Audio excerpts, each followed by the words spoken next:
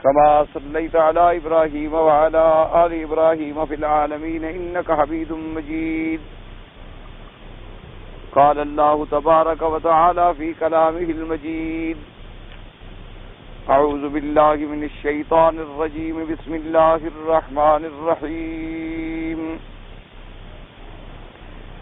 والسماء ذات الرجع والأرض ذات الصدع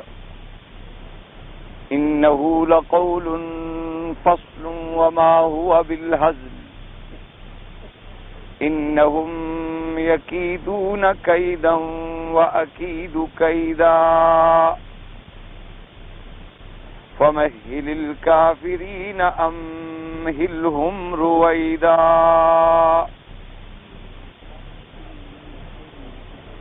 سورۃ الطارق کی یہ آخری آیات مبارکہ ہیں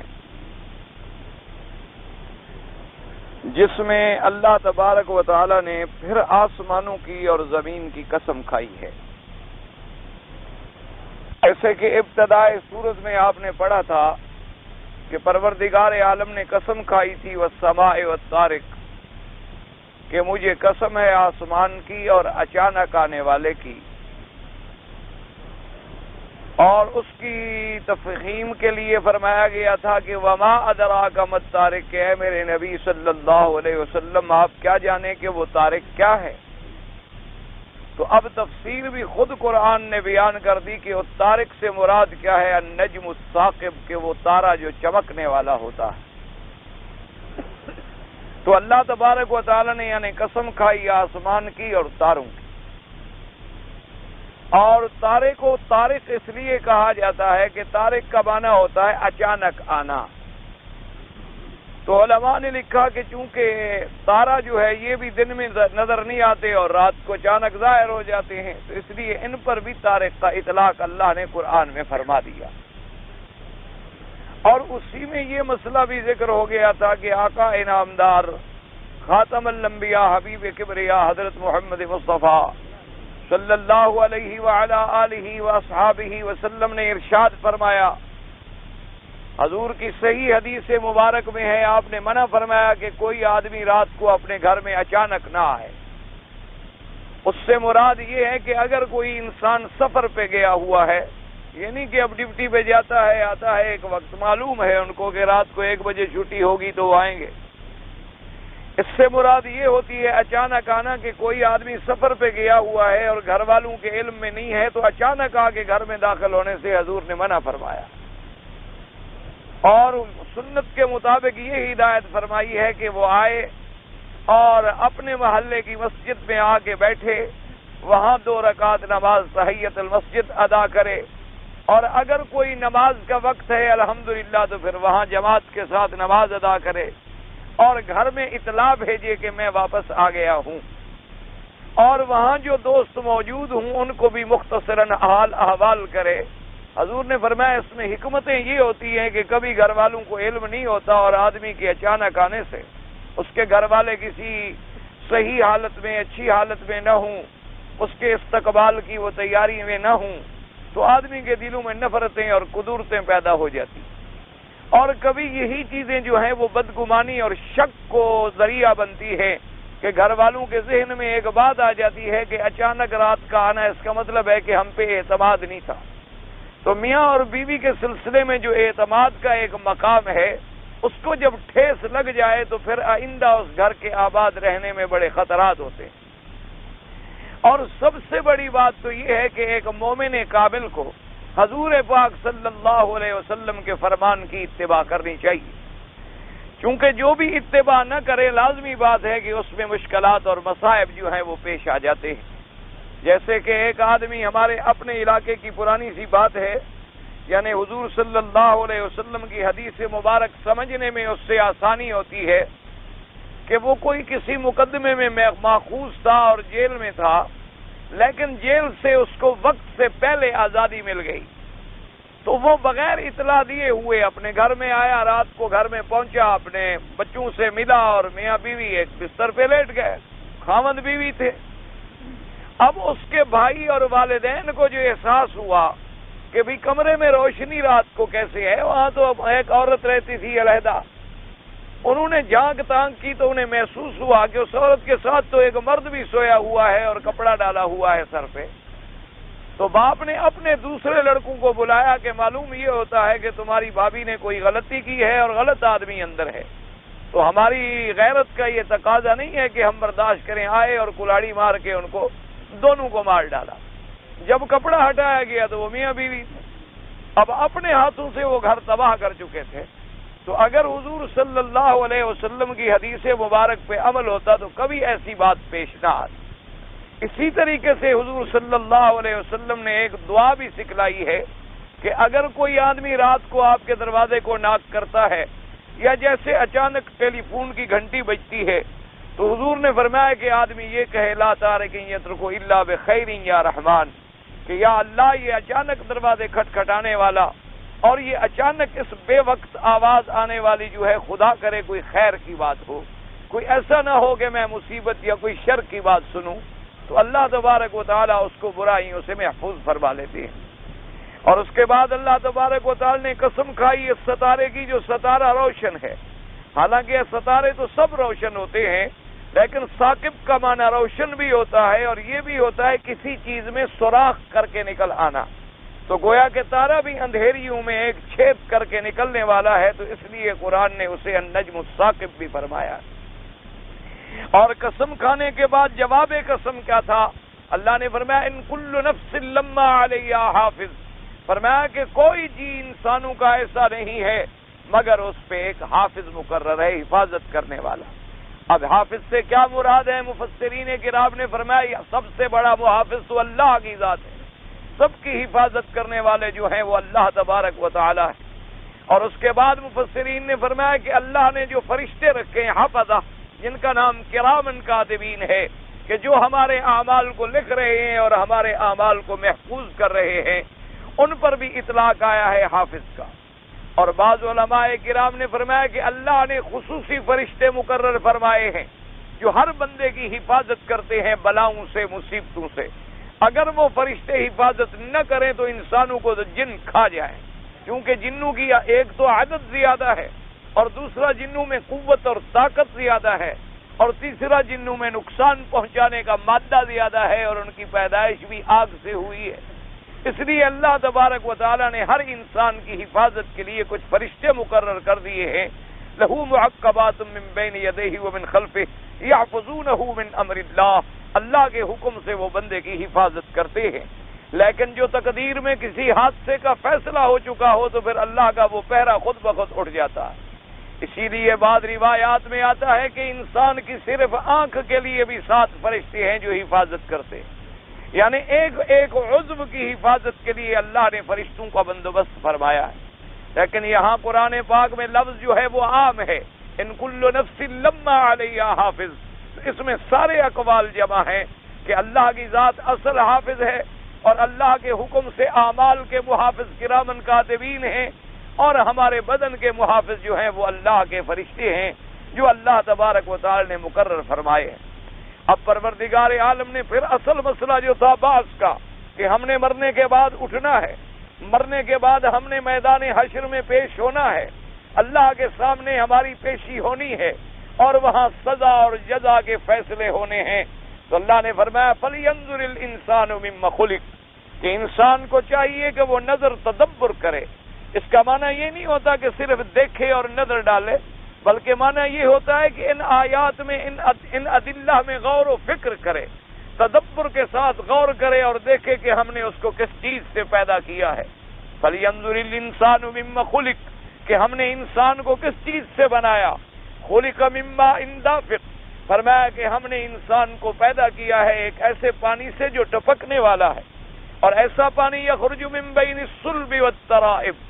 جو پشت اور سینے کے درمیان سے نکلتا ہے۔ اس سے مراد اشارہ اس بات پہ کیا گیا کہ اللہ تبارک و تعالی نے بندے کو ہدایت کی کہ تم غور و فکر کرو، تم جو اس خیال میں پڑ گئے ہو کہ مرنے کے بعد ہم کیسے اٹھائے جائیں گے، تو سب سے پہلے تم تخلیق اول پہ غور کرو کہ ایک انسان کے اندر جو مادہ ہے جس سے بچہ پیدا ہوتا ہے وہ کس چیز سے بنتا ہے؟ وہ خون سے بنتا ہے، اور خون کس چیز سے بنتا ہے؟ وہ غذا سے بنتا ہے۔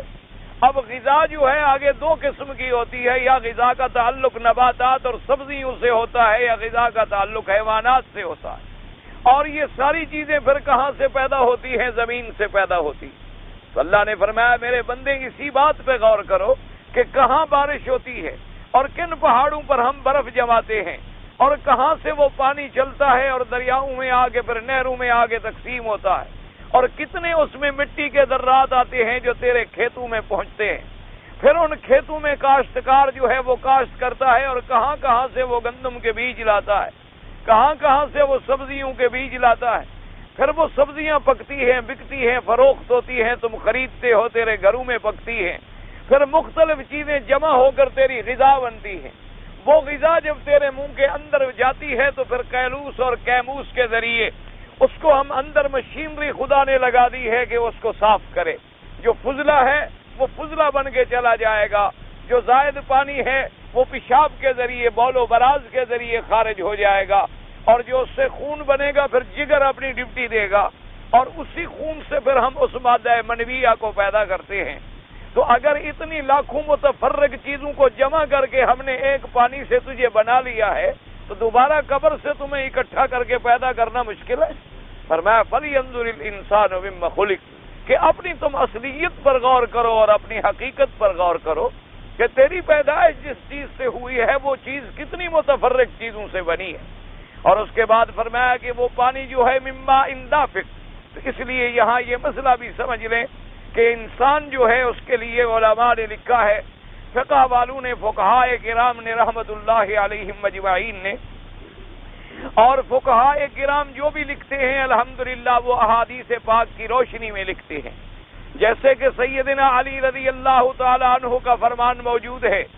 آپ نے فرمایا کنت رجلا مذا، کہ مجھے بہت مزی آتی تھی۔ مزی کا معنی یہ ہوتا ہے کہ پیشاب کے بعد سفید قسم کے قطرے آ جانا،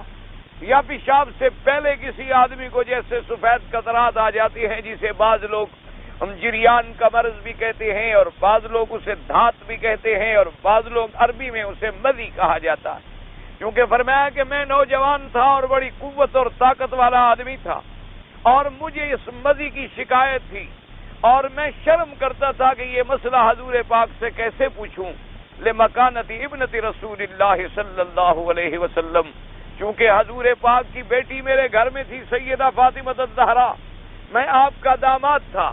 آپ کی بیٹی کا شوہر تھا، اور یہ مسئلہ ایسا تھا جس کے پوچھنے میں مجھے حیا آتی تھی کہ میں یہ مسئلہ کیسے پوچھوں حضور پاک سے کہ مزی کے لیے غسل ضروری ہے یا وضو کافی ہے۔ تو فرماتی ہیں کہ میں نے اپنے ایک ساتھی سے کہا، انہوں نے جا کر حضور پاک کی خدمت میں یہ مسئلہ رکھا، تو حضور صلی اللہ علیہ وسلم نے فرمایا کہ یاد رکھو غسل جنابت تب ہوتا ہے جب آدمی کے وجود سے منی نکلے، اور اس کے نکلنے کا معنی یہ ہوتا ہے کہ آدمی کو شہوت ہو، یعنی اپنی بیوی سے کھیل کود کر رہا تھا شہوت ہو گئی، یا کوئی خیال آیا تو شہوت ہو گئی، اور وہ پانی ٹپک کے نکلے اور اس کے بعد عضو جو ہے وہ مر جائے، اس کو منی کہا جاتا ہے۔ اس کے علاوہ اگر کوئی لیسدار مادہ ویسے نکل آیا، یا پیشاب سے پہلے کچھ قطرات آ گئے یا پیشاب کے بعد کچھ قطرات آ گئے، یا میاں بیوی آپس میں لیٹے ہوئے تھے لیکن اخراج منی نہیں ہوا، ویسے معمولی سا کوئی لیسدار مادہ نکل آیا، تو اس سے غسل ضروری نہیں ہوتا، صرف استنجا اور وضو کافی ہوتا ہے۔ غسل صرف اسی سے واجب ہوگا، چاہے وہ غسل انسان یعنی بحالت مقاربت یعنی جماع کی حالت میں ہو یا کسی بھی حالت میں ہو، یا انسان مثلا نیند میں سویا ہوا تھا، اس نے احتلام کی حالت میں اسے اگر اخراج ہوا ہے پانی کا تو پھر بھی اس پہ غسل جنابت جو ہے لازم ہوگا۔ اور غسل جنابت کا طریقہ یہ ہوتا ہے کہ سب سے پہلے آدمی اپنے نیچے حصے کے بدن کو دھو ڈالے، یعنی جہاں جہاں اس کے اثرات پائے جائیں ان کو صاف کرے، استنجا کر لے، پیشاب کر لے، اچھے طریقے سے فارغ ہو لے، اور اس کے بعد جیسے نماز کا وضو کرتے ہیں اسی طرح وضو کرے۔ جیسے کہ آپ نماز کا وضو کرتے ہیں، ہاتھ دھوتے ہیں، منہ میں پانی لیتے ہیں، آپ ناک میں پانی دیتے ہیں، چہرہ دھوتے ہیں، پوری طریقے سے گویا کہ آپ نماز کا وضو کر رہے ہیں، اسی طریقے سے آپ نماز کے وضو کے لیے، اور اگر نیچے جگہ پاک ہے تو پھر علیحدہ ہو کر دوبارہ پاؤں دھونے کی بھی ضرورت نہیں ہوتی۔ یعنی اگر جیسے آج کل گھروں میں حمام لگے ہوتے ہیں، ٹب لگے ہوتے ہیں، فرش بنے ہوتے ہیں کہ پانی بہہ جاتا ہے، اگر آدمی مٹی پہ بیٹھے ہوئے نہا رہا ہے، اب غسل کر لے اور اس کے بعد پھر سر پہ پانی ڈالے اور سر سے لے کر پاؤں تک ہر جگہ پانی کو پہنچائے، یعنی کوئی جگہ ایسی نہ رہ جائے کہ جہاں پانی نہ پہنچے۔ کوشش یہ کرے، اگر بال اس کو اللہ نے زیادہ دیے ہیں یا کوئی عورت ہے اس کے بال زیادہ ہوتے ہیں تو بالوں کی جڑوں کے اندر بھی پانی کا پہنچانا جو ہے وہ ضروری ہے۔ جیسے بعض عورتیں غفلت کرتی ہیں کہ اپنے بالوں کے حسن کو باقی رکھنے کے لیے غسل کرتی ہیں لیکن بالوں پر زیادہ پانی نہیں ڈالتی تو غسل نہیں ہوتا۔ اسی لیے حضرت علی رضی اللہ تعالی عنہ نے فرمایا، آپ نے فرمایا اللہ نے مجھے بڑے خوبصورت بال دیے تھے، لیکن میں نے حضور پاک کی حدیث سنی کہ تحت کل شعرۃ جنابہ، آپ نے فرمایا کہ ہر بال کے نیچے جو ہے جنابت کا اثر ہوتا ہے۔ فرمانے لگے اس دن سے لے کر آج تک میں اپنے سر کا اور بالوں کا دشمن بن گیا، اس لیے ہمیشہ اس طرح پھروا لیتے تھے حضرت علی رضی اللہ تعالیٰ عنہ کہ کہیں ایسا نہ ہو کہ پانی نہ پہنچے اور میرا غسل صحیح نہ ہو، اور اگر غسل صحیح نہیں ہوگا تو پھر نہ نماز صحیح ہوگی نہ عبادت صحیح ہوگی۔ اور اسی طریقے سے بعض عورتیں میری بہنیں جو ہیں مثلاً ہاتھوں پہ وہ ناخن پالش وغیرہ لگا لیتی ہیں تو ناخن پالش کی ایک باقاعدہ ناخن پہ علیحدہ تا جم جاتی ہے، جب تک اس کو اتار کے اصل ناخن پہ پانی نہ پہنچے نہ وضو ہوتا ہے اور نہ غسل ہوتا ہے۔ لہذا اگر اس نے سمجھا کہ میں نے غسل کر لیا حالانکہ شریعت میں وہ پاک نہ ہوئی، نہ اس کو نماز پڑھنے کا حق رہا اور نہ عبادت کرنے کا اور نہ قرآن پاک کو چھونے کا۔ اس لیے عورتوں کو ایسی چیزوں میں خاص طور پر احتیاط کرنی چاہیے، کیونکہ اللہ تبارک و تعالیٰ نے ان پر بھی ایک ذمہ داری رکھی۔ اور اسی طرح حضور پاک نے فرمایا غسل جنابت کرنا جو ہے یہ امانت ہے۔ کیا مانا؟ جیسے تمہارے پاس کوئی امانت رکھے تو حکم ہے کہ دھیلے پیسے کی خیانت نہ کرو، فرمایا اسی طرح جب تم غسل کر رہے ہو تو یہ بھی تیرے اور تیرے اللہ کے درمیان میں ایک امانت ہے، دوسرے آدمی کو تو پتہ ہے نہیں کہ تم نے صحیح معنی میں غسل بھی کیا ہے یا نہیں کیا، تم نے صحیح معنوں میں پانی بھی پہنچایا ہے کہ پانی نہیں پہنچایا۔ تو اس لیے غسل جنابت، لیکن غسل جنابت ہوتا کب ہے؟ جب کہ انسان کے وجود سے مادہ منویہ نکلے، یعنی وہ مادہ منویہ جسے نطفہ کہتے ہیں یا تخم انسانی کہتے ہیں یا منی کہتے ہیں، اور اس کی دلیل یہ ہوتی ہے کہ اس کے بعد آدمی کے عضو میں لازماً کمزوری آئے گی، اظہار کمزوری اور ضعف آئے گا، اور اس کا اخراج جو ہے وہ تدفق کے ساتھ ہوگا۔ اور اسی طرح علماء نے فرمایا کہ پانی تو مرد کا ہو یا عورت کا، جب بھی وہ خارج ہوگا تو تدفق دونوں میں ہوتا ہے، لیکن عورت کا تدفق ہمیں نظر نہیں آتا اور مرد کا تدفق جو ہے وہ محسوس ہوتا ہے۔ اس لیے خداوند قدوس نے فرمایا کہ اپنے اصلیت پہ غور کرو کہ ہم نے تمہیں ایک گندے پانی سے پیدا کیا ہے۔ اس لیے حضرت علی کا ایک بڑا عجیب خطبہ مبارکہ ہے، وہ فرماتے تھے کہ ان انسان کو دیکھو اس کو کیا ہو جاتا ہے، کبھی فرعون بن جاتا ہے، کبھی شداد بن جاتا ہے، کبھی نمرود بن جاتا ہے، کبھی قارون بن جاتا ہے، کبھی لوگوں کے لیے ظلم اور تشدد کا علامت بن جاتا ہے، اور کبھی دہشت گردی اور لوگوں کو اپنے زیر اثر رکھنے کے لیے قتل تک سے باز نہیں آتا۔ فرمایا غور تو کرو کہ تمہاری حقیقت کیا ہے، ایک گندے پانی سے تمہیں پیدا کیا گیا، اور 9 مہینے جب تک تم ماں کے پیٹ میں رہے تو گندا خون تمہاری غذا بنایا گیا، یعنی وہ خون جو حیض کی حالت میں خارج ہوتا تھا، حمل ٹھہرنے کے بعد حیض بند ہو گیا، اس کو بندے کی غذا بنا دیا گیا، بچے وہ تمہیں غذا ملتی رہی۔ اور فرمایا پیدا ہونے کے بعد تمہارا کیا عالم ہوتا ہے، کبھی پیشاب میں پڑے ہو اور کبھی پاخانے میں پڑے ہو، اور اس کے بعد تم گھٹنوں چلتے ہو، تمہیں اٹھانے کے لیے بھی ضرورت ہے اور پکڑنے کے لیے بھی ضرورت ہے اور نہانے کے لیے بھی ضرورت ہے۔ اور فرمایا کہ جب بڑے ہو جاتے ہو تو تیری سب سے بہتر غذا کیا ہے؟ فرمایا سب سے بہتر غذا جو ہے وہ شہد ہے، وہ اصل ہے، اور وہ کیا ہے؟ ایک شہد کی مکھیوں سے نکلا ہوا برادہ۔ اور فرمایا تیرا سب سے قیمتی کپڑا جو ہے وہ ریشم ہے، اور ریشم کیا ہے؟ کیڑے کا نکلا ہوا ایک بول و براز اور اس کا فضلہ ہے۔ فرمایا یہ سب سے تیرا اعلیٰ لباس ہے اور سب سے تیری قیمتی غذا ہے۔ اور فرمایا پھر جب تم چل پھر رہے ہوتے ہو تو پیٹ کے اندر کتنی گندگی تم نے اٹھائی ہوئی ہے، تیرے پیٹ کے اندر گندگی کتنی کیلوں کے حساب سے موجود ہے، کتنا پیشاب جو ہے وہ گیلن کے حساب سے موجود ہے، ہر وقت اپنی پلیدی کو اٹھا کے پھرتے ہو۔ اور فرمایا اگر مر جاؤ تو تم 6 گھنٹے اور 10 گھنٹے اور گرمیوں کا ملک ہو تو چند گھنٹوں کے بعد تیری لاش سے ایسی بدبو آنی شروع ہو کہ کوئی گھر والا بھی تمہیں برداشت نہ کر سکے۔ تو فرمایا جب تیری حقیقت یہ ہے تو پھر تم کیسے فرعون اور جبار بن جاتے ہو؟ پھر تم کیسے دعوے کرتے ہو کہ بس دنیا میں ہی میں ہوں اور کوئی مجھ سے آگے نہ ہو جائے؟ تو اس لیے اللہ نے فرمایا کہ اپنی اصلیت پہ غور کرو، اور اسی لیے علماء نے فرمایا ہے یاد رکھو جس بندے کی نظر اپنے اصل پہ ہوتی ہے وہ گناہوں سے بھی محفوظ رہتا ہے اور ظلم سے بھی محفوظ رہتا ہے۔ ہمیشہ غلطیاں وہی لوگ کرتے ہیں جو اپنے اصل کو بھول جاتے ہیں۔ اصل کا معنی اپنی پیدائش اصلی، اور اصل کا معنی جیسے اگر ہم غریب تھے، اللہ نے ہمیں اپنے گھر کی وجہ سے حرمین کی برکات سے نوازا اور آرام پہنچایا، اگر ہم اپنے سابقہ اصل کو بھول گئے تو لازماً ہم غلطیاں کریں گے،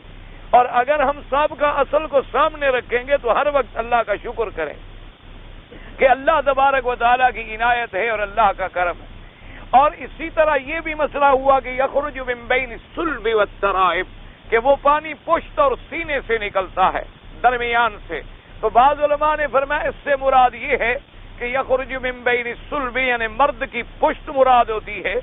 اور عورت کا سینہ مراد ہوتا ہے۔ تو چونکہ دونوں سے اللہ نے جوڑا پیدا فرمایا ہے تو اس میں دونوں کا ذکر آ گیا کہ یخرج من بین الصلب والترائب۔ لیکن بعض علماء نے فرمایا یہ ضروری نہیں ہے، بلکہ صلب کہتے ہیں پشت کو اور ترائب کہتے ہیں سینے کو۔ تو مرد ہو یا عورت ہو تو بہرحال ان دو چیزوں کے درمیان سے ہی پانی نے گزرنا ہے۔ جیسے کہ آج جدید تحقیق بھی یہ کہتی ہے کہ انسان کی ریڑھ کی ہڈی جو ہے، اس ہڈی کے ذریعے وہ مادہ جو ہے خصیتین میں جمع ہوتا ہے۔ تو اب اگر اسی کو بھی لیا جائے تو وہ بھی تو یہی ہے کہ صلب اور سینے کے درمیان میں یہ ایک چیز ہے، یعنی پچھلے حصے کو آپ پشت کہیں گے اور اگلے حصے کو آپ سینہ کہیں۔ اس لیے اللہ پاک نے ایک ایسا جامع لفظ ارشاد فرما دیا جس میں سارے اقوال جو ہیں وہ جمع ہو جاتے ہیں۔ اور اس کے بعد اللہ نے اصل جو فیصلہ اس صورت میں ذکر فرمانا تھا فرمایا انہ علی رجعہ لقادر، فرمایا کہ اے میرے بندے میں تمہیں دوبارہ قبر سے لوٹانے پر بھی قادر ہوں۔ اور بعض علماء نے فرمایا کہ جیسے اس پانی کے قطرے کو پشت سے نکال کے باہر لانے پہ قادر ہوں، اسی طرح چاہوں تو اس کو الٹا واپس کر دوں، اس پر بھی میں قادر ہوں۔ انہ علی رجعہ لقادر۔ لیکن دوسرے قول کے ساتھ اگلی آیت میں آ گیا یوم تبلی السرائر، کیا مانا جب وہ قیامت کا دن آئے گا جس دن کوئی راز نہیں رہے گا اور سب راز کھل جائیں گے۔ کیا مانا؟ مقصد یہ ہے کہ ہر آدمی کا نامہ اعمال اس کے سامنے ہوگا۔ اور بعض محدثین کرام نے فرمایا کہ قیامت والے دن حدیث ہے میرے آقا کی کہ جس آدمی نے دنیا میں کوئی غداری کی ہے، جس آدمی نے دنیا میں کوئی غدر کیا، دھوکہ دیا، کوئی ایسا کام کیا ہے، تو قیامت والے دن اللہ حکم دیں گے کہ اس کے اس غدر کے مطابق اس کے ساتھ ایک جھنڈا لگا دو اور لکھو ہذہ غدرۃ فلان ابن فلان، تاکہ تمام معاشر والے دیکھیں کہ یہ غداروں کا ٹولہ کھڑا ہے کہ انہوں نے کی دنیا میں غدر کیے تھے، انہوں نے دنیا میں اللہ کے احکام کی خلاف ورزیاں کی تھی، انہوں نے اللہ کی نافرمانیاں کی تھی۔ تو جتنا بڑا غدر ہوگا اتنی بڑا جھنڈا ہوگا تاکہ پورے عالم میں وہ رسوا ہو جائے۔ اس لیے فرمایا قیامت کا دن ایسے ہوگا جب سب راز ظاہر ہو جائیں۔ بعض علماء نے فرمایا کہ اگر یہ بھی لیا جائے کہ آج ہم قبروں میں چھپے ہیں کوئی پتہ نہیں، اللہ کا ولی ہے تو وہ بھی قبر میں ہے، میرے جیسا کوئی بدکردار گناہگار ہے تو وہ بھی قبر میں ہے، لیکن جب قبروں سے نکلیں گے تو سب راز ظاہر ہو جائیں گے کہ کون کتنے پانی میں ہے، کون ایمان والوں میں ہے اور کون کفر والوں میں ہے، کون فرما برداروں میں ہے اور کون نافرمانوں میں ہے۔ اور بعض علماء نے فرمایا کہ اس کا مطلب یہ بھی ہے کہ یوم تبلی السرائر، کہ آج آدمی اپنے گناہوں پہ پردہ ڈالتا ہے، اس کے دوست جو ہیں اس کے گناہوں کو چھپا لیتے ہیں، لیکن اللہ نے فرمایا تم کب تک چھپاؤ گے؟ قیامت والے دن تو یہ ساری باتیں ظاہر ہو کے آ جائیں گی۔ اگر تم انکار کرو گے تو قرآن پاک کی دوسری آیت فرماتی ہے الیوم نختم علی افواہہم وتکلمنا ایدیہم وتشہد ارجلہم بما کانوا یکسبون۔ اللہ نے فرمایا کہ ہم پھر تیری زبانوں پہ اور منہ پہ مہر لگا دیں گے اور ہم تیرے ہاتھوں کو حکم دیں گے کہ بولو، ہم تیرے پاؤں کو حکم دیں گے کہ بولو۔ اسی طرح حدیث میں آتا ہے سب سے پہلے انسان کے یہ ران کا حصہ جو ہے یہ بولے گا، اور اسی طرح حدیث مبارک میں بھی ہے اور قرآن پاک میں بھی کہ آدمی کا چمڑا جو ہے وہ بھی بولے گا، اور جب وہ بولے گا تو آدمی حیران ہو جائے گا اور اپنے بدن کے ساتھ قالوا لجلودہم لم شہدتم علینا، کہ تم بھی ہمارے خلاف گواہ بن گئے، تم ہی تو ہمارے ساتھ گناہوں کی لذتیں لوٹتے رہے دنیا میں، آج میرے ہاتھ، میرے پاؤں، میرا چمڑا میرے خلاف گواہ ہے۔ کہے گا لما شہدتم علینا قالوا انطقنا اللہ الذی انطق کل شیء. وہ فرمائیں گے اور ظالم جس خدا نے سب چیزوں کو بلوا دیا ہے اب آج ہمیں بھی بلوانے پر مجبور کر دیا ہے، ہم کیا چھپا سکتے ہیں پروردگار عالم سے. اس لیے فرمایا میرا مدنی یوم تبلی السرائر، وہ قیامت کا دن جس دن سب راز جو ہے کھل جائیں گے، اور وہ دن ایسا ہوگا فما لہ من قوت ولا ناصر، کسی بندے کو نہ تو اپنی طاقت ہوگی کہ اللہ کے عذاب کو روک سکے، ولا ناصر، نہ کوئی مددگار ہوگا جو اللہ کے عذاب کو دفع کر سکے. اس لیے فرمایا وہ دن ایسا ہوگا، کیونکہ انسان جب کسی عذاب کو یا کسی مصیبت کو ٹالتا ہے تو دو طریقے ہیں، یا تو اپنی قوت سے اس کو ٹال لیتا ہے، اگر اپنی قوت نہ ہو تو مددگاروں کو بلا کے اس کو ٹالتا ہے. اللہ نے فرمایا نہ تو اس دن تیری کوئی قوت کام آئے گی اور نہ تیرا کوئی مددگار کام آئے گا. فما لہ من قوت ولا ناصر، جیسے فرمایا وما لہم من دون اللہ من ولی ولا نصیر، اللہ کے سوا اس دن نہ کوئی معاون ہوگا، نہ دوست ہوگا، نہ مددگار ہوگا. تو یہ مسئلہ بیان کرنے کے بعد اب اللہ نے پھر قسم کھائی ہے قرآن میں. تو یاد رکھیں جب اللہ تبارک و تعالیٰ کسی بات پر قسم کھائیں تو وہ بات کتنی اہم ہوگی. ایک انسان کی قسم ہے، مخلوق کی قسم ہے، اور ایک قسم خالق کی قسم ہے کہ پروردگار عالم خود قسم کھا کے فرمائیں. کبھی آسمان کی قسم کھائی، کبھی تاروں کی قسم کھائی، اب قسم فرماتے ہیں والسماء ذات الرجع والارض ذات الصدع، فرمایا مجھے قسم ہے آسمانوں کی، قسم ہے آسمان کی، ذات الرجع، ذات الرجع کا معنی یہاں دو قول ہیں مفسرین نے فرمایا مجھے قسم ہے آسمان کی جس سے بارش پے در پے برسے، پے در پے برسے. انہوں نے کہا کہ رجع سے مراد جو ہے، جیسے حضرت ابن عباس رضی اللہ تعالی عنہ وارضاہ آپ سے پوچھا گیا کہ ذات الرجع سے کیا مراد ہے، فرمایا الرجع والمطر، فرمایا رجع بارش کو کہتی ہیں کیونکہ بارش بھی جاتی ہے پھر آ جاتی ہے، پھر جاتی ہے پھر آ جاتی ہے، اور پھر ہر سال میں آتی ہے اور بار بار آتی ہے، اس لیے اس کو ذات الرجع کہا گیا. اصل میں رجع کا معنی ہوتا ہے لوٹنا. اور بعض علماء نے فرمایا والسماء ذات الرجع، اللہ نے فرمایا مجھے قسم ہے آسمان کی پھرنے والا، رجع مانا لوٹنے والا، پھرنے والا، اپنے مرکز پہ اپنی جگہ پہ آنے والا. لیکن حضرت ابن عباس رضی اللہ تعالیٰ عنہ نے فرمایا کہ اس سے مراد بارش ہے. اور بعض علماء نے فرمایا کہ رجع بارش کو اس لیے کہتے ہیں کہ کبھی کبھی تو بارش اللہ آسمانوں سے سیدھا پانی آسمانوں سے نازل فرما دیتے ہیں، جیسے فرمایا وَأَنزَلْنَا مِنَ السَّمَاءِ مَاءً مُبَارَكًا، اللہ نے فرمایا ہم نے اتارا پانی آسمان سے برکت والا. اور کبھی کبھی یہ ہوتا ہے کہ پانی بادلوں سے برستا ہے، جیسے فرمایا أَأَنْتُمْ أَنزَلْتُمُوهُ مِنَ الْمُزْنِ أَمْ نَحْنُ الْمُنزِلُونَ، اللہ نے فرمایا کیا تم بارش بادلوں سے تم اتارتے ہو کہ ہم اتارتے ہیں؟ کیونکہ اچھا آج کل جیسے جدید سائنس کہتی ہے کہ جی ہوائیں چلتی ہیں مونسون، اور وہ جا کر سمندروں کے اوپر سے قطرات لاتی ہیں، اور پھر وہ ہوائیں اڑا کے ان کو بادل بناتی ہیں، اور پھر ثقل ارض اور کشش ارض اور حرارت جو ہے پھر وہ اس کے بارش کا سبب بنتی ہے. اتنی لمبی چوڑی بحث میں جب ہم جائیں تو ان ہواؤں کو کس نے پیدا کیا ہے، ان دریاؤں کو کس نے پیدا کیا ہے، وہاں سے قطرات کو لینے کی طاقتیں اس میں کس نے رکھی ہیں؟ تو اللہ تبارک و تعالی نے تو سیدھی بات ہم کیوں نہ کریں کہ اللہ تبارک و تعالی ہی بارش برساتے ہیں. اس لیے فرمایا والسماء ذات الرجع، انہوں نے کہا بادلوں کا جانا، پانی لا کے بھر بھر کے آنا، پھر جانا، پھر لوٹنا، پھر جانا، اس لیے کہا گیا ذات الرجع. والارض ذات الصدع،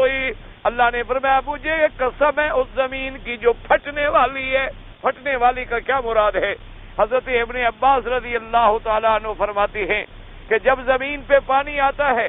اور زمین کے اندر آدمی جا کے سبزیاں اور پھل اور گندم اور جو کاشت کرتا ہے تو اللہ کی قدرت سے پھر زمین جو ہے وہ پھٹتی ہے، اس سے پھر وہ شگوفے اور اس کے کھیتوں کی جو کونپلیں ہیں وہ باہر نکل آتی ہیں.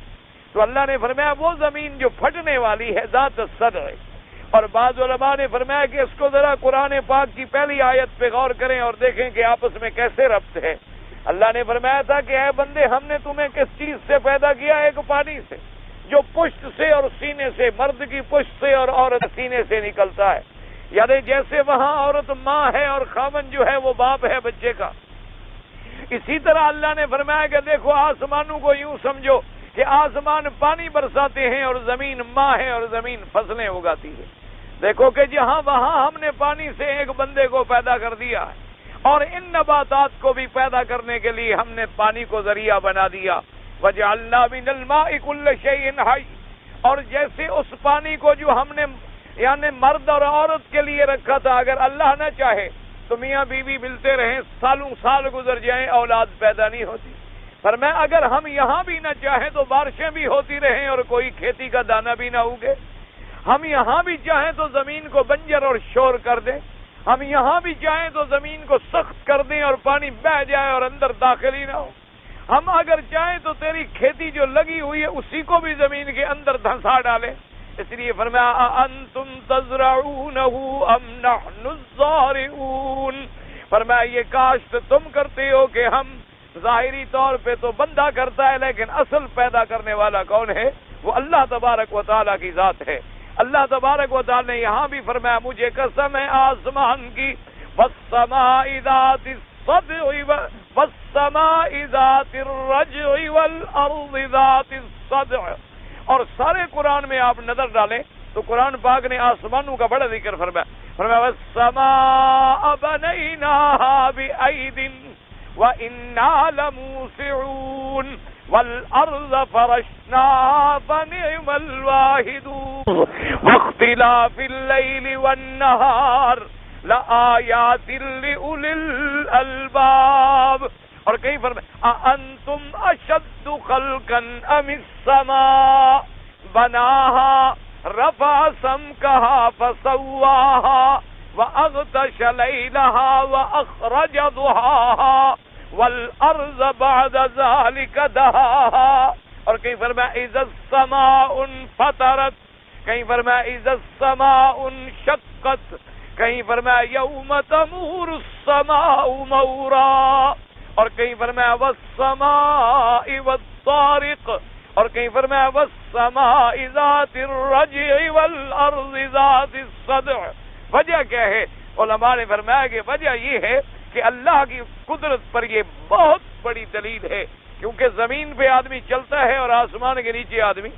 رہتا ہے۔ کوئی دنیا کا انسان ایسا نہیں ہو سکتا کہ دن میں جس کی آسمان یا زمین پہ نظر نہ پڑے، تو ہر وقت یہ ایسی چیز ہے جو ہمارے سامنے ہے، اسی زمین پہ ہم زندہ ہیں، اسی آسمان کے نیچے ہم بستے ہیں۔ تو اللہ نے فرمایا انہی چیزوں میں ذرا غور کر کے میری قدرت کو پہچانو، انہی چیزوں میں غور کر کے ذرا دیکھو کہ میری قدرت کا کمال کیا ہے۔ اور فرمایا کہ جب اتنی بڑا آسمان اور اتنی بڑی زمین بنانے پہ میں قادر ہوں، تو ایک چھوٹا سا حقیر انسان اگر اس کو زمین و آسمان کے سامنے لایا جائے، لَخَلْقُ السَّمَاوَاتِ وَالْأَرْضِ أَكْبَرُ مِنْ خَلْقِ النَّاسِ، اللہ نے فرمایا اے جاہل بندے،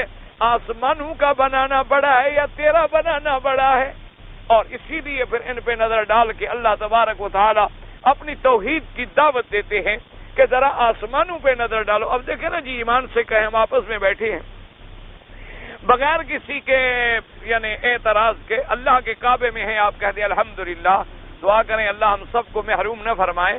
تو آپ ذرا غور کریں ٹھنڈے دل سے کہ آج تک کسی نے دعویٰ کیا ہے کہ آسمان میں نے بنایا ہے؟ کسی نے کوئی آپ ایسا دعویٰ پیش کر سکتے ہیں وہ کہے کہ آسمان؟ یہ تو فلسفے کے لوگ جو ہیں اس طرح کے دعوے تو آئے ہیں کہ مادے سے پیدا ہوا، اس طرح کے دعوے بھی آئے ہیں کہ یہ عالم جو ہے ایک حادثہ ہے، حادثے کی پیداوار ہے اور خود بخود بن گیا، خود بخود بن گیا ہے، اس کو کسی نے بنایا نہیں۔ ایسے بھی کچھ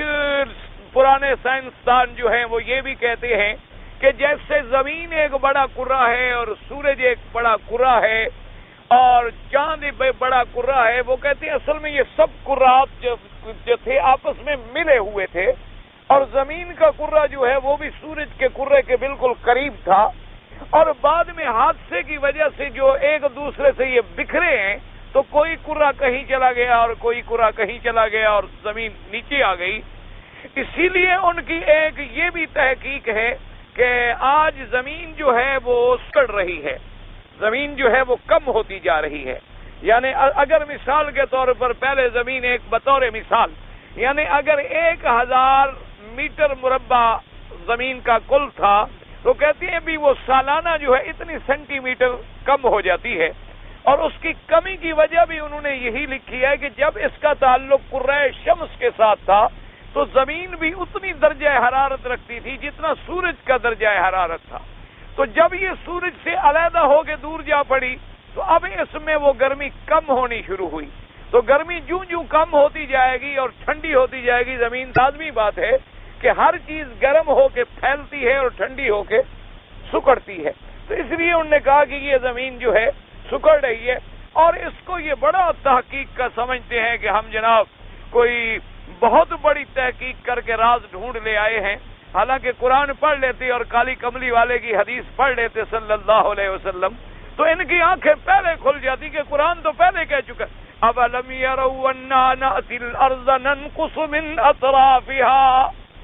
اللہ تو قرآن میں پہلے فرما چکے، تم اندھے ہو، نہیں دیکھتے ہو کہ ہم زمین کو کیسے سکیڑ رہے ہیں؟ یہ تو قرآن میں پہلے سے موجود تھا، کوئی نئی بات تو یہ نہیں لے آئے،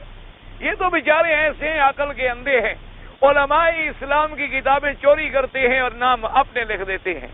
تحقیقات علماء اسلام کی چوری کرتے ہیں، اور مسلمانوں کی بدقسمتی یہ ہے کہ ہمارے پاس کوئی ایسا نہیں ہے جو اپنے قابل جوہر کی عزت کر سکے اور ان کی خدمت کر سکے اور ان کو ایسے ذرائع پیش کر سکے کہ وہ تحقیق کریں، ورنہ الحمدللہ اللہ کے قرآن اور حضور پاک صلی اللہ علیہ وعلا آلہ واصحابہ وسلم تسلیما کثیرا کثیرا، آپ کے فرامین مبارک نے ایسے عقدے حل کیے ہیں کہ پوری دنیا کے عقلاء عاجز آ جائیں،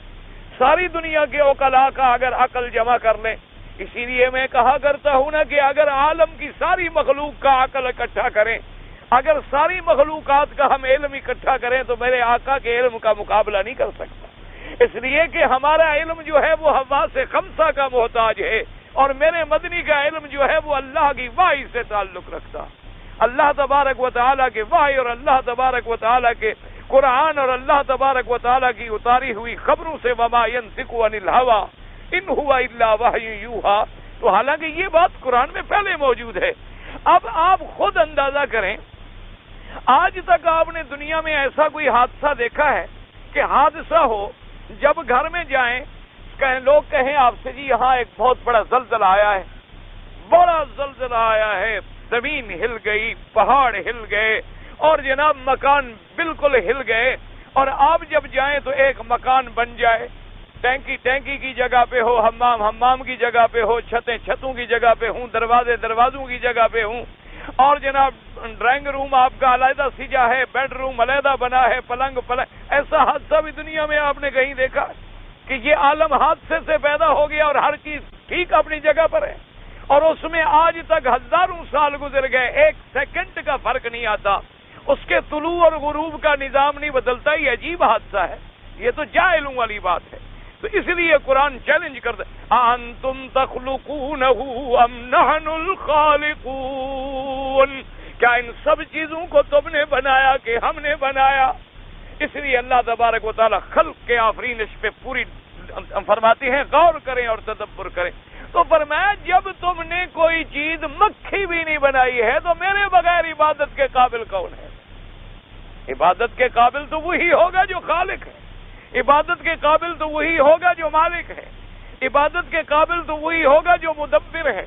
عبادت کے قابل تو وہی ہوگا جو معبود برحق ہے، اور عبادت کے قابل وہ ہوگا جو پہلے ہے بعد میں ہے ہمیشہ ہے۔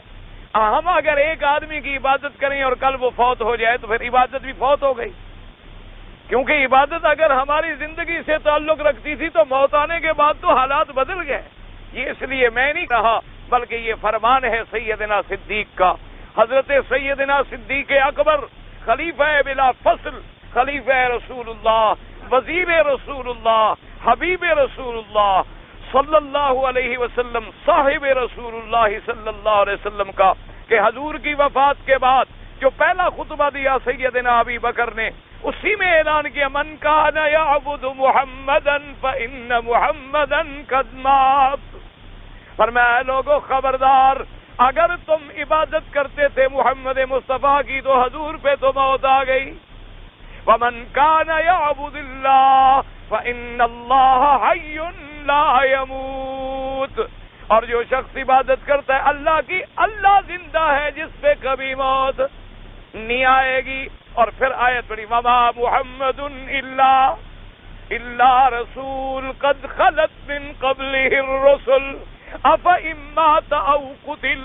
فرمایا کہ نہیں محمد مصطفیٰ مگر میرا رسول، رسولوں میں سے ایک رسول، اگر ان پہ موت آ جائے یا شہید ہو جائے تو کیا تم دین سے پھر جاؤ گے؟ تم عبادت اللہ کے نبی کی کرتے تھے، تم عبادت اللہ تبارک و تعالیٰ کے رسولوں کی کرتے تھے۔ تو اس لیے ہمیشہ یاد رکھیں قرآن ان دلائل پر جب ذکر کرتا ہے کہ ان دلائل پہ غور کرو، فکر کرو کہ عبادت کے لائق بھی وہی ہے۔ اچھا تو پھر اس زمین کے بنانے والا کون ہے؟ اللہ۔ تو جو بنانے پہ قادر ہے وہ فنا کرنے پہ بھی قادر ہے۔ آسمانوں کے بنانے والا کون ہے؟ میرا اللہ۔ جو بنانے پہ قادر ہے وہ فنا کرنے پہ بھی قادر ہے۔ اس لیے فرمایا والسماء ذات الرجع والارض ذات الصدع، ورنہ قاعدہ یہ تھا کہ ہم اگر بیج ڈالیں تو نیچے چلا جائے، لیکن وہ باہر نکل آتا ہے ماشاءاللہ، زمین کو چیر کے، زمین کو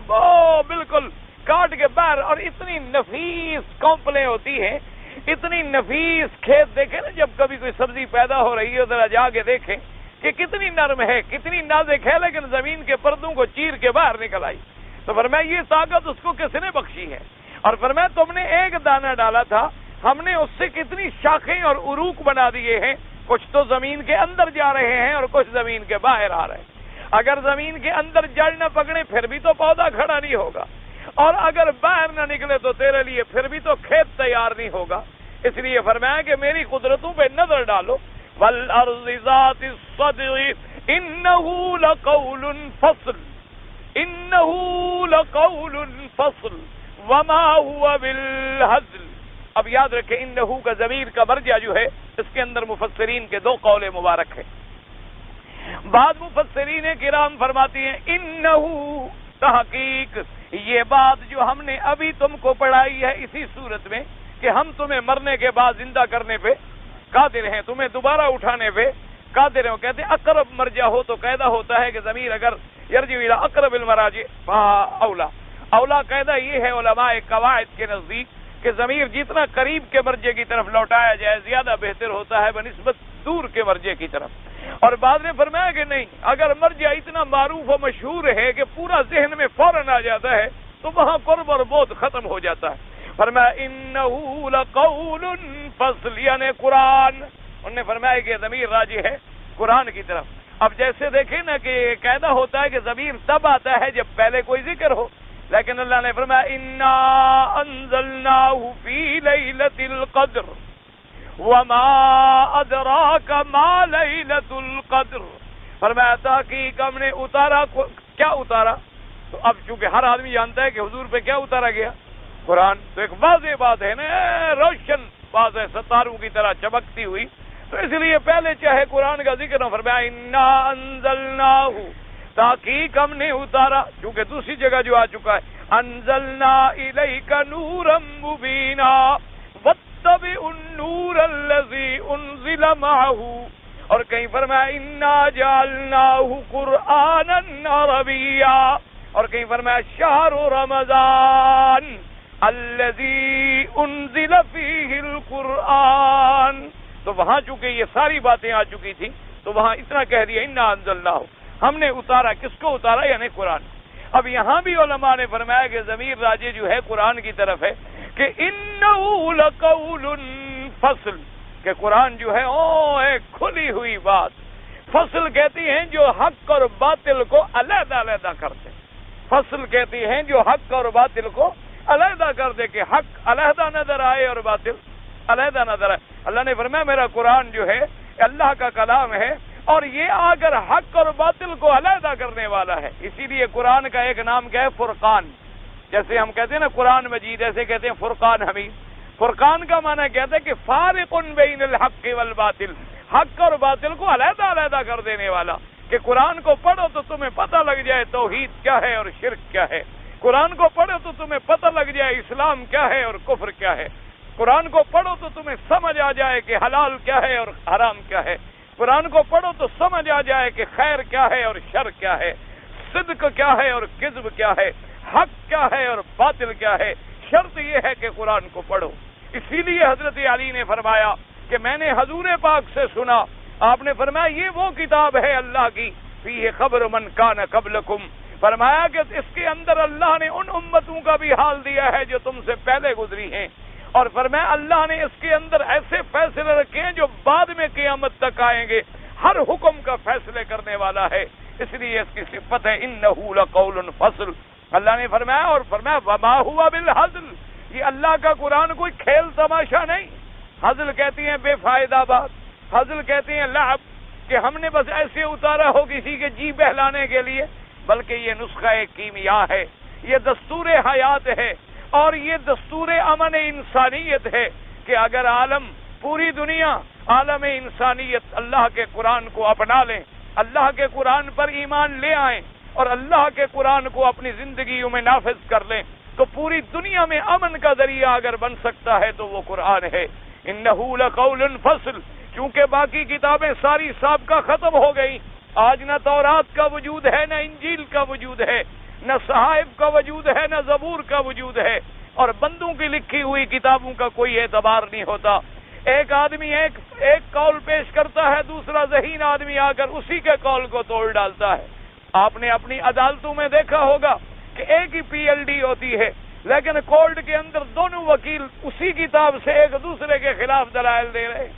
اسی قانون ایک ہی پیش کر رہے ہیں، ایک ہی جج کا فیصلہ ہے، لیکن اگر میں اور مگر میں اور چونکہ اور چنانچہ میں اور ہی میں اور بھی میں ایسا ڈالیں گے کہ مقتول کو قاتل بنوا دیں گے اور قاتل کو مقتول بنوا دیں گے، مظلوم کو ظالم بنا ڈالیں گے اور ظالم کو مظلوم بنا ڈالیں گے۔ اسی لیے ایک عالم نے کیا اچھی بات لکھی ہے، اس نے کہا کہ دنیا کے قانون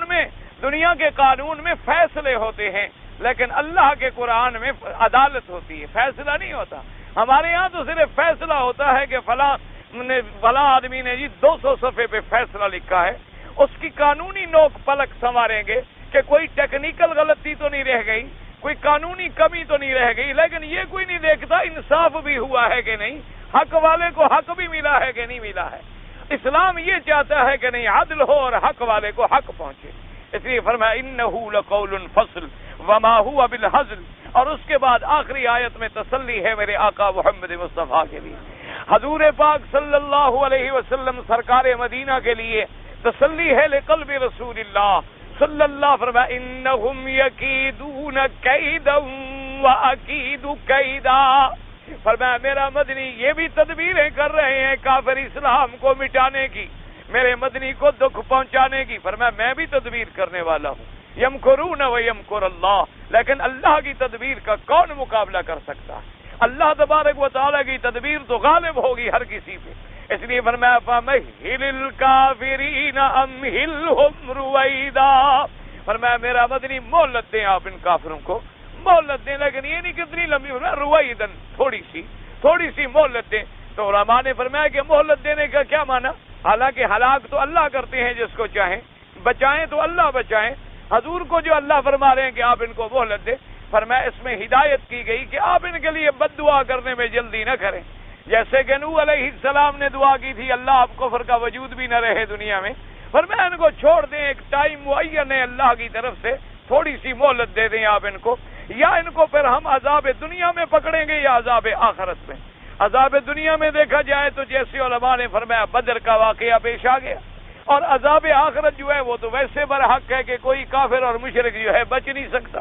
دنیا میں تو کبھی اللہ چاہے تو کافر کو عذاب نہیں دیتے، اور کبھی چاہیں تو نمونے کے لیے عذاب بھیج دیتے ہیں، اس لیے فرمایا کہ آپ گھبرائیں نہیں۔ اور بعض علماء نے فرمایا کہ تھوڑی سی مہلت کا کیا معنی ہے؟ ہم تو سمجھتے ہیں کہ قیامت بڑی ہے، دور ہے، لیکن ہر آنے والی چیز قریب ہوتی ہے اور ہر جانے والی چیز جو ہے وہ دور ہوتی ہے۔ ایک آدمی آ رہا ہے مثلا تو آپ کے قریب ہو رہا ہے، ایک آدمی آپ کو مل کے جا رہا ہے تو آپ سے دور ہو رہا ہے۔ یہ دنیا جانے والی ہے اور قیامت آنے والی ہے، تو ہر آنے والی چیز جو ہے وہ قریب ہوتی ہے، اس لیے فرمایا گا فَمَهِّلِ الْكَافِرِينَ أَبْهِلْهُمْ رُوَيْدًا۔ تو اس صورت مبارکہ میں اللہ تبارک و تعالی نے اتنی قسمیں کھانے کے بعد اس کے اندر مسائل ہمیں کیا ملے کہ ایک تو انسان کا پیدا ہونا، پیدا ہونے کے بعد مرنا، مرنے کے بعد دوبارہ زندہ ہونا جو ہے وہ برحق ہے، اور اسی طریقے سے اس میں ہمیں دوسرے سبق کیا ملے کہ ان تمام چیزوں کا خالق اور مالک اور مدبر کون ہے؟ وہ اللہ کی ذات ہے۔ اور تیسرا سبق ہمیں کیا ملا کہ ہماری ہدایت کا ذریعہ جو ہے اور نجات کا ذریعہ جو ہے وہ اللہ کا قرآن ہے، کہ ہم اللہ کے قرآن میں تدبر کریں، اللہ کے قرآن میں غور و فکر کریں، اللہ کے قرآن کو پڑھیں اور سمجھنے کی کوشش کریں، کیونکہ قرآن ایک ایسا قول ہے، اللہ کا کلام ہے، مخلوق کا کلام نہیں ہے۔ وہ ایک ایسا قول فیصل ہے جو حق اور باطل کو علیحدہ علیحدہ کر دیتا ہے۔ اور یقین رکھیں، ایمانداری کی بات ہے، یعنی آپ چھوڑیں مثال کے طور پر جیسے آج کل لوگ بیچارے بڑے پریشان ہوتے ہیں، آپ صرف اللہ کا قرآن پڑھنا شروع کر دیں، اللہ کے قرآن کی 1 آیت 2 آیت 3 آیت جتنا اللہ توفیق دے، گھر میں بیٹھ کے ترجمہ دیکھیں، بار بار دیکھیں اور غور و فکر سے دیکھیں، لیکن ساتھ یہ بھی خیال رکھیں کہ ترجمے آج کل دنیا میں ہر قسم کے لوگوں کے چھپ چکے ہیں، قادیانیوں کے ترجمے بھی چھپ چکے ہیں، کافروں نے بعض لوگ جو ہیں فرقے ضالہ گمراہ فرقے انہوں نے بھی ترجمے کر ڈالے ہیں۔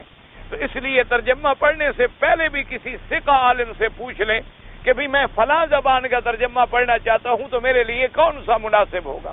اس ترجمے سے پھر آپ کو اللہ تبارک و تعالیٰ گمراہیوں سے محفوظ رکھیں گے۔ تو آپ صرف قرآن میں غور کریں، حضور پاک صلی اللہ علیہ وسلم کی احادیث مبارک میں غور کریں، یعنی ایک وظیفہ بنا لیں تو چند دنوں میں آپ دیکھیں گے کہ سینہ کھل جائے گا، حق حق نظر آئے گا اور باطل باطل نظر آئے گا۔ اس لیے کہ اللہ جب فرما دے کہ قرآن قول فصل ہے اور ہم نے اس کو ایسے نہیں اتارا ہے کہ محض ایک لعب ہو نعوذ باللہ، بلکہ ہم نے اس کو، اور اسی سے اندازہ لگائیں کہ جب آمنہ کے لاں تشریف لائے اور اللہ نے قرآن بھیجا، اس وقت معاشرے کا کیا حال تھا، اس وقت دنیا کا کیا عالم تھا، اس وقت اسی عرب میں شرک کا یہ عالم تھا کہ 365 بت اللہ کے کعبے میں رکھے ہوئے، اور ظلم کا یہ عالم تھا، اللہ معاف فرمائے کہ جس کو چاہا مار ڈالا، اور شراب اور عیاشیاں اور عریانیاں اور فحاشیاں اور سود اور ربا اور جھگڑے اور لڑائیاں ایسے تھیں، اللہ معاف فرمائے ایک ایک جنگ جو ہے 100 سال چلی گئی۔ اور اللہ تبارک و تعالیٰ معاف کرے، بڑے سردار کی علامت یہ ہوتی تھی کہ جس کے دروازے پہ زیادہ لونڈیاں ہوں، اور اسی طریقے سے ظلم کی اور جوئے کی اور سود کی، یعنی این ظلمات میں گھرا ہوا تھا۔ اللہ نے قرآن اتارا، اللہ پاک کے نبی پر جب وحی آئی، آپ نے عالم کو سنایا، روشنی پھیلتی چلی گئی۔ وہی لوگ جو کبھی ظلم میں مشہور تھے وہ رحم والے بن گئے، وہی لوگ جو کبھی ڈاکے اور قتل میں مشہور تھے وہ رحماء بینہم بن گئے، وہی لوگ جو عصمت دری کرتے تھے وہ عورتوں کی عزتوں اور عصمتوں کے محافظ بن گئے، اور اللہ تبارک و تعالیٰ نے ان کو سرٹیفکیٹ عطا فرما دیا کہ رضی اللہ عنہم ورضوا عنہ۔ اسی لیے حضرت امام مالک امام دار الہجرہ رحمت اللہ علیہ فرماتے ہیں کہ اس امت کی حال کبھی ٹھیک نہیں ہوگا مگر اس طریقے سے جیسے پہلے لوگوں کا حال ٹھیک ہوا تھا۔ کیا مانا کہ غور کرو کہ صحابہ کیسے ٹھیک ہوئے کہ انہوں نے اتباع کی قرآن اور محمد مصطفیٰ کی۔ اگر ہم بھی اسی طرح کریں گے تو ہم بھی ٹھیک ہو جائیں گے، اگر ہم اسی طرح نہیں کریں گے تو کبھی ٹھیک نہیں ہو سکتے۔ اللہ تبارک و تعالیٰ پورے عالم اسلام پہ اپنی رحمت نازل فرمائے۔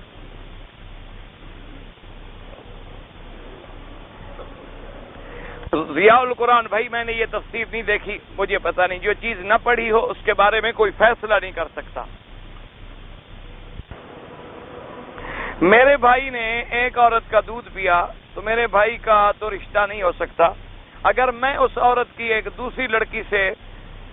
جس سے میرا بھائی دودھ شریک نہیں رشتہ کر، ہاں تو آپ نے تو دودھ نہیں پیا نا، تو آپ کے بھائی نے بھی، آپ کیوں نہیں رشتہ کر سکتے؟ آپ تو کر سکتے۔ اگر ایک آدمی لڑکا ایک آدمی کو وکیل بنا کر مثلا دوسرے ملک سے نکاح کرنا چاہتا ہے، اس نے ایک آدمی کو شرعی وکیل بنا دیا کہ یہ شخص میرا وکیل ہے اور اس کو جا کر میرے نکاح کرنے کا اختیار ہے، تو کیا وہ وہاں لڑکی سے ایجاب قبول؟ ہاں بالکل، اس کو تو وہی اختیار ہے جو تمہیں ہے، تمہاری طرف سے وہ ایجاب قبول، حق المہر کی تعین سب کچھ کرے گا۔ وکیل بنانے کا معنی یہی ہوتا ہے کہ تمہاری عدم موجودگی میں وہ تمہاری نیابت کر سکے۔ بالکل کر سکتا ہے، ایسی کوئی بات۔ درس قرآن سننا زیادہ افضل ہے یا قرآن پڑھنا؟ درس زیادہ افضل ہے، قرآن پڑھنا افضل ہے، سمجھنا افضل ہے۔ سیدھی سی بات ہے، جب سمجھو گے نہیں تو سمجھنا تو پڑھنے سے زیادہ افضل ہے۔ میں اگر کسی کے لیے عمرہ کرنا چاہوں بس بہتر طریقہ یہ ہے عمرہ اپنے لیے کرو اور اس کے بعد ان کے لیے دعا کر دو، اللہ ثواب عطا فرمائیں گے۔ اگر ہم یہاں رہتے ہوئے عمرہ کرنا چاہیں، مکے میں رہنے والوں کے لیے طواف عمرے سے افضل ہے، ایک ہمیشہ بات یاد رکھیں، وہ عمرہ افضل ہوتا ہے جب اپنے ملک سے آتے ہوئے آپ احرام میقات سے باندھ کے آتے ہیں، وہ عمرہ تو چھوٹے حج کے برابر ہے، لیکن مکے میں جتنے دیر رہیں تو سب سے زیادہ طواف کریں۔ لیکن اگر کسی نے عمرہ کرنا ہو تو پھر امام ابو حنیفہ رحمۃ اللہ علیہ کے نزدیک حد حرم سے باہر آپ کو جانا ہوگا، وہاں سے جا کر احرام باندھیں گے۔ اور بہتر طریقہ یہ ہوتا ہے کہ جب آپ ویسے مثلا جائیں جدہ، یا مثلا آپ پھر مدینہ پاک چلے جائیں، پھر وہاں سے احرام باندھ کے آئیں، کیونکہ اس میں پھر کوئی اختلاف اور خلاف نہیں رہتا ائمہ کے نزدیک۔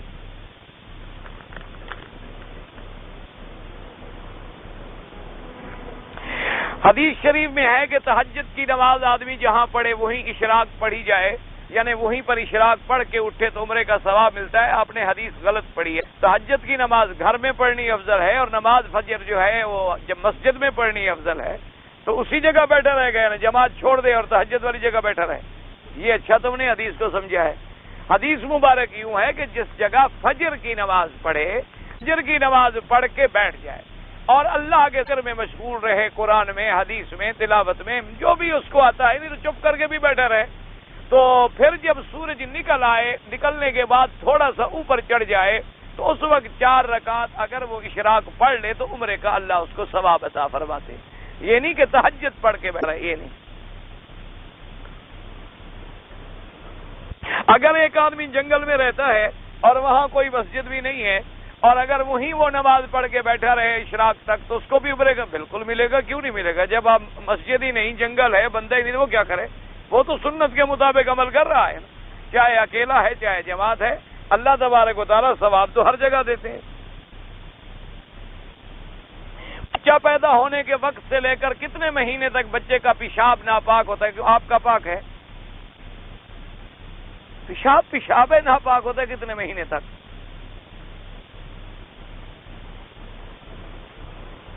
اگر کوئی حنفی حضرات جو ہیں حدیث مبارک طلاق کے مسئلے میں اگر وہ شافعی پر عمل کر لیں تو یہ اپنے علماء سے فتویٰ لے لیں، کیونکہ علماء نے لکھا ہے کہ ایسے حالات میں دوسرے امام کے قول پر بھی عمل کیا جا سکتا ہے، جیسے کہ حلیلۃ العاجزہ کے معاملے میں ہے اور چیز ہے، لیکن بلا وجہ آدمی بہانے نہ بناتا پھرے تاکہ عادت ہو جائے، جب چاہا جہاں سے فائدہ نظر آیا بھاگ گیا۔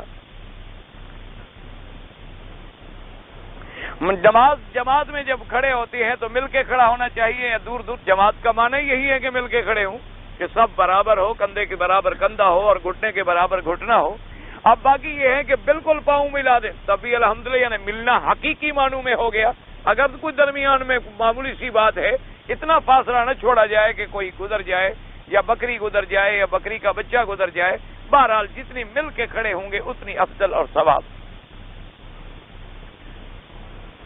بعض لوگ اپنے پاؤں کے اندر فرق رکھتے ہیں کہ بھئی دور کھڑا نہیں کھڑا، یعنی کوشش بھئی قریب کا معنی یہ بھی نہیں ہوتا کہ سجدہ بھی نہ کر سکو یا ایک دوسرے کے اوپر چڑھ جاؤ۔ مشکل تو یہ ہے نا کہ دونوں طرف بڑھ جاتے ہیں، ایک طرف ادھر بھی شدت ہوتی ہے، ادھر ہوتے ہوتا ہے ہم دور کھڑے ہوں گے، ان کے قریب بھی ہم نہیں کھڑے ہونا چاہتے۔ تو یہ دونوں زیادہ مقصد ہے برابر کھڑے ہوں، متصل کھڑے ہوں، صفیں سیدھی ہوں، اتصال ہو، تاکہ انسانوں کے دل اللہ ملا دے۔ اللہ تبارک و تعالی ہمیں 5 وقت جو جمع کرتے ہیں تو اس میں حکمتیں ہیں نا، کہ ہمارے دل ملیں، ہمارے سامنے مسلمانوں کے حالات آئیں۔ ایک آدمی نے اپنی بیوی کو گواہوں کے سامنے 3 طلاقیں لکھ کر دے دیں، تو اس کے بعد اس نے پھر نکاح کر لیا ہے۔ حنفی حضرات کے نزدیک تو مشکل ہے، اہل حدیث علماء کے نزدیک اگر ایک مجلس میں 3 طلاقیں دی جائیں تو 1 طلاق شمار ہوتی۔ اگر کوئی دولہا شراب کی حالت میں تھا،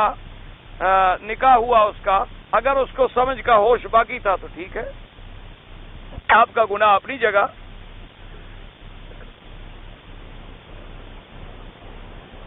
تو اگر ایک قاضی کہتا ہے دولہے کو کہ بھئی تمہیں فلاں قبول ہے، تو اس نے کہا قبول ہے، اور اس نے کہا اللہ کے حکم سے، کوئی فرق نہیں پڑتا، یہ تمہارے اپنے عقل دوڑانے کے، ہر چیز اللہ کے حکم سے ہی قبول کر رہے ہیں نا، تم اللہ کے حکم کے بغیر زبان ہلا بھی سکتے ہو۔ ایک آدمی حضرت مولانا اشرف علی تھانوی رحمۃ اللہ علیہ کو برا کہتے ہیں، برا دوسرے کو بھی برا کہتا ہے، اچھا سب کو اچھا کہتا ہے، یہ تو اندر ظرف ہے نا، اگر پانی ہوگا پانی آئے گا، دودھ ہوگا دودھ آئے گا، علم ہوگا علم نکلے گا، گالیاں ہوں گی تو گالیاں نکلیں گی۔ بہرحال کسی کو برا نہیں کہنا چاہیے، اللہ تبارک و تعالی ہم کو سب کو اچھا کہنے کی توفیق دے۔ حضور پاک کے دور سے لے کر آج تک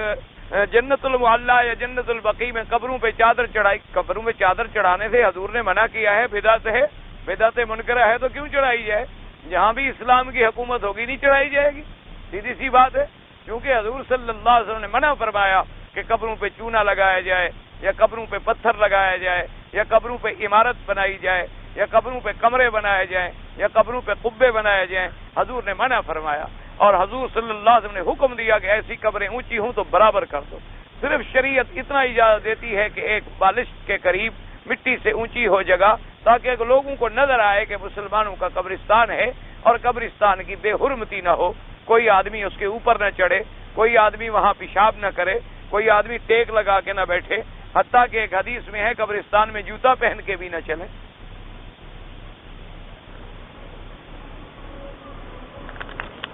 حضور پاک نے بی بی عائشہ کو کتنی خیرات کرنے کا وفات کے وقت حکم فرمایا۔ حضور کے پاس جائیداد کون سی تھی جو خیرات کا حکم فرماتا؟ حضور نے تو فرمایا ماں ترکنا، جو چھوڑا سب خیرات، بس ختم ہو گئی بات، تھی بھی نہیں۔ آپ کی تو زرہ مبارک اپنا جو تھی وہ گروی رکھی ہوئی تھی، حضرت علی نے چھڑائی، تو کون سا حضور کے پاس مال مبارک تھا اس وقت؟ الفرقان قرآن، قرآن مانا جو اللہ نے اتارا اور پڑھا گیا، فرقان مانا حق و باطل کو علیحدہ کرنے والا۔ پہلے ایک آدمی نے دھوکے بازی سے پیسے کمائے، مالدار جب بن گیا، اب داڑھی رکھ لیا، نمازی بن گیا، اگر حرام کے ذریعے کمایا ہے واپس کرے، حقداروں کا حق لوٹا دے۔ اگر اس کو حقدار نہ بھی ملے تو خیرات کر دے، ورنہ اگر وہ حرام کا مال رکھے ہوئے تو نیک کیسے بن گیا؟ نیک کا معنی یہ تھوڑا ہوتا ہے کہ صرف داڑھی رکھ لو تو نیک بن جاؤ۔ داڑھی رکھنا سنت ہے، میرا ایمان ہے، حضور پاک کا فرمان ہے، لیکن اصل معنی تو یہ ہے کہ حلال حرام کو پہلے سمجھو۔ اگر حقوق العباد کو نہیں سمجھتا تو پھر نیک کیسے بن گیا؟ روز مرہ کے جو زیورات عورتیں پہنتی ہیں اس پر زکوٰۃ ہے۔ امام ابو حنیفہ رحمۃ اللہ علیہ فرماتے ہیں زکوٰۃ ہے۔ امام احمد بن حنبل رحمۃ اللہ علیہ کے نزدیک پہننے والے زیور پہ زکوٰۃ نہیں ہے، لیکن اس میں تو کوئی شک نہیں کہ جو دے دے گا تو دینے میں زیادہ فائدہ ہے نا۔ اصولی بات تو یہی ہے نا، بھی نہ دیا چلو، ایک امام صاحب کے نزدیک تو گنجائش موجود ہے، لیکن ایک امام اگر دے دیں تو دونوں کہیں گے کہ ثواب ہے، وہ گناہ تو کسی میں بھی نہیں ہوگا۔ اس لیے ایسے کاموں میں احتیاط یہی ہوتی ہے کہ اللہ کے راستے میں زیادہ سے زیادہ دیں۔ میں نے مہر نقد ادا نہیں کیا بیوی کو، تو اب میں ادا کرنا چاہتا ہوں۔ چلو شکر ہے اتنے عرصے کے بعد تمہیں خیال تو آ گیا، تو کیسے ادا کروں؟ تو اس وقت جو آپ نے مہر رکھا تھا اس قیمت کو سامنے رکھ کر اس کی ویلیو قائم کرو، اور آئندہ اسی طرح یہ بھی حکم ہے کہ خیال